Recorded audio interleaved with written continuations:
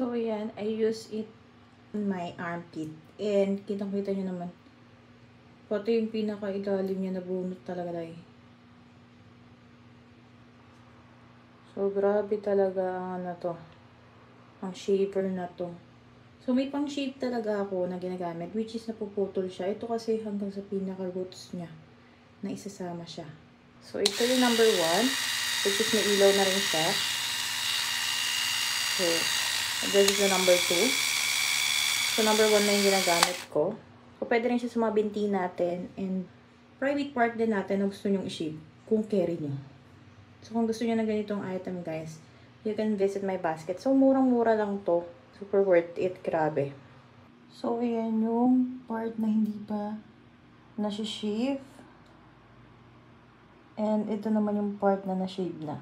Guys, grabe. Simot talaga hanggang sa pinakailalim niya.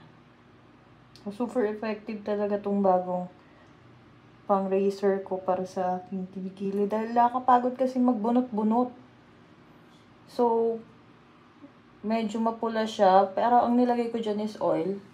Which is sunflower oil. And meron naman pang linis to. Makikita nyo sa product ko. Ayan, makikita nyo na talagang bunot na bunot talaga hanggang sa pinakailalim niya. So, grabe talaga. So, kung gusto nyo rin, mas mapabilis yung pagtanggal nyo ng mga inyong balahibo sa inyong kilikili, ayan, try nyo gamitin to. So, sa una, medyo nakakagulat at parang meron kang hapdi na mararamdaman, especially kapag, pag di kayo sanay.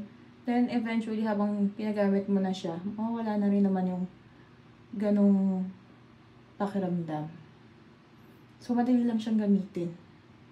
Tapos, after this, madali nyo lang siyang linisin kasi may inclusion na siyang panlinis.